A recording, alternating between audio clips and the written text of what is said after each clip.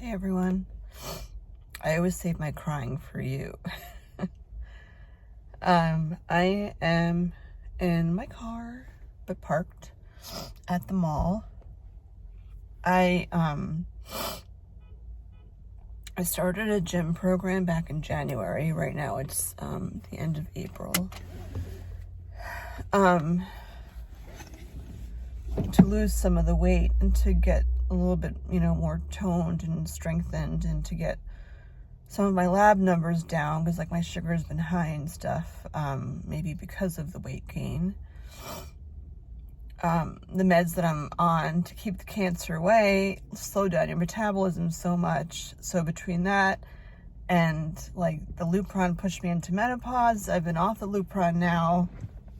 It actually might be 6 months to the day, actually, today, because I think it's the 20th. Haven't gotten my period, so I'm not officially in menopause because you have to wait a year. But it's been 6 months since I've been off the Lupron and I haven't gotten my period, which is good news, and I should be excited, and I am about that. But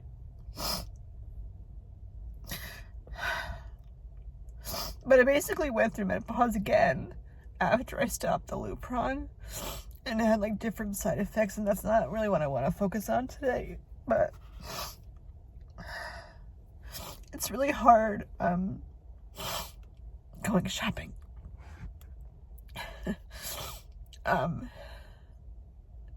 It's funny because I try to stay away from Stitch Fix and stuff, and they can be kind of pricey, but I feel like at this point it's so much easier like to try on clothes in the comfort of your own home than it is to go like to a mall and being in a dressing room and looking at your scars and your body that like just isn't yours. And there's, I don't know, but I guess it's prom season.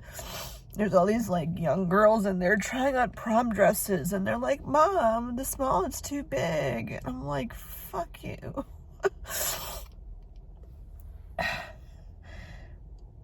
And like, they're kids, and I remember like when I looked for my prom dress, and it was strapless and velvet on top, and it had this like electric blue bottom because it was the 80s.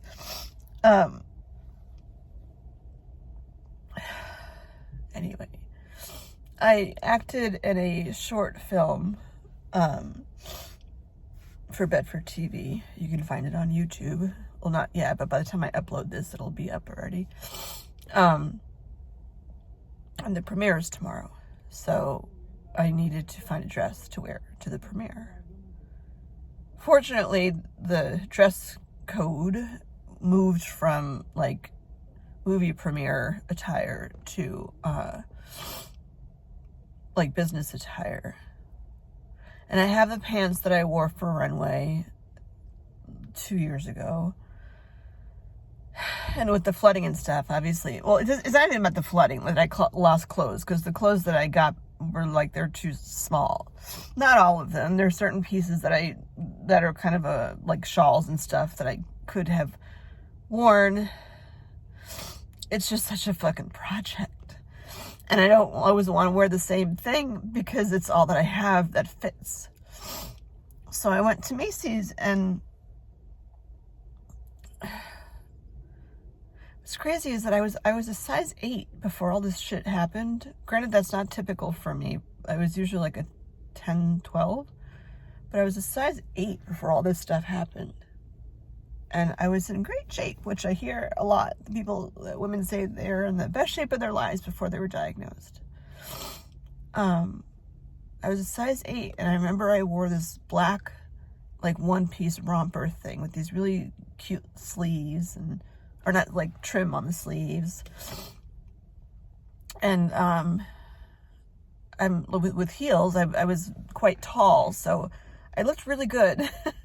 And I'm proud of myself for the weight I've lost. I don't know if you guys can tell me. I'm not holding this at a very flattering angle right now, but I can see it in my face. Like, again, right now is not the best. I have zero makeup on. But I can see it in my abs too, that like I've lost 10 pounds. Like this is the least weight I've been since I was diagnosed. which is great, and I should be proud. But it's really hard. Like, you go through the racks of things, and, I don't need something super fancy. I'm fine wearing something that's just black and covers stuff up, but I don't want to look like I'm wearing a tarp either. And maybe I'm just not, like, going to the right stores. Maybe I need to get it out of my head that, like, the stores I used to go to that I knew, like, fit me well, because I was very brand loyal, because I know what worked. I don't know what works anymore. And the thing is tomorrow, so it's not like I can order something from Stitch Fix and explain to them what's going on. And then even with my feet, like, I don't know how much of that is related to, like, my ankles are swollen. And I started blood pressure meds also as part of the post-cancer stuff. It could just be because I'm getting older, I don't know. But one of the side effects of the blood pressure meds is they make my ankles swell. So I have some really kick-ass shoes, but they look really bad when I have frickin' cankles, like, jamming myself into those shoes. So I used to, like, have big boobs and like a skinny stomach, and wore high heels, and was tall, and was like a, force to be reckoned with. And now I'm in the dressing room, and I look in the mirror, and I see the scars, and I'm grateful to be here. And in the grand scheme of, like, scars and stuff, I've seen other people's scars before, and I feel like he did a good job. And it's been on the table, like, should I get bigger implants, which he told me I should, like, hold off on that. Or I think the nurse told me I should hold off on thinking about that, because, like, in 6 months, I could be done with menopause part 2, and the hormones might settle down because, the loop runs out of my system, and it might be easier to lose weight. And, maybe I'm only on the tamoxifen for 5 years, and I'm already, like, almost 3 years into all of this stuff. So I don't want to get a surgery if, like, 2 years from now, it's like things will be so much better without needing the surgery. And the implants are heavy. And I can't imagine, like, going to a bigger implant. I mean, I dropped like 1.5 cups with the surgery, the reconstruction with the implants. And I said to him, like, when he did the implants, I never had expanders. He went right to implants. And I told him before surgery, my only goal is to just be proportional. I'm like, I don't need to have these big ass boobs. I just want to be proportionate to my body. And I think he did that at the time, but I wasn't on all the meds when he had the surgery done. Like, you had, at least for me, I had my double mastectomy first, and then started the meds after that. So I wasn't like that. I was bloated and stuff, but I wasn't the weight that I am now. So I'm just venting and sharing, and like, I feel like the clothes are expensive. If you buy things that I found, if you find things that are, like, you get what you pay for, I had a pair of pants that I got from Runway, and they were like $100 or something, which I thought was pricey, but I wear them, like, a lot, and they're high-waisted, and they're elastic, and they look really good, and I don't have to worry about my cankles because I can wear whatever shoes underneath, and the pants just cover them. And I have tops I can wear on top. Maybe I should have just looked for a top, but it's too late. I'm not going back into the mall. I will just need to friggin' figure it out. It's fine. It's fine. It's just tough. It's tough losing the body that you had. It's funny because yesterday I remember saying out loud, like, life is good right now. My friend came over yesterday, and it was the first time I, like, entertained since I've been in the apartment, certainly since I've had breast cancer. And I bought stuff for a charcuterie board, and my friend's husband made this gorgeous cutting board for me. It's beautiful. So I use it, or maybe it's a charcuterie board. It doesn't have the hole in it, whatever. It looks like a cutting board, but it's really, really pretty. And I just had it up to, like, like for show, and then, but I used it yesterday. And it was nice, and I just like it was like girl talk for a few hours, and it was really, really nice. And I'm like, this is good. Life is good right now. And I don't vlog at those times because I'm like, I don't know, I just don't. Because I'm not thinking about breast cancer or anything. Like, why would I vlog in a breast cancer vlog if I'm not talking about breast cancer? So it's not like everything is doom and gloom. It's just, I have these incidents and stuff. And again, the point of these, like me sharing this, is just, I know that I'm not alone with all this stuff. And I love the feedback back and forth, because there could be somebody who's watching that feels the same way and is like, hey sister, go to Lane Bryant. Like, I could go to Lane Bryant. I can't imagine putting on a shirt right now and taking off my clothes and looking at myself in another mirror. I'm freaking exhausted. Like, I need to go home and eat dinner and just like stop the day and just find something in my closet and just put it on. It'll be fine.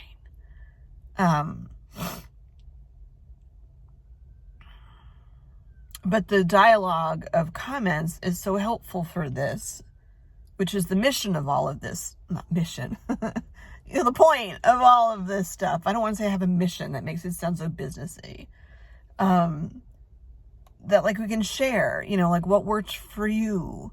I have to say, like, overall, Stitch Fix has worked well for me. I explained to them like what happened. I don't know what they say when they see it. Like, oh my God, like, Ashley, come over. Can you help me out? But they send stuff, and like, if you don't like it, you send it back.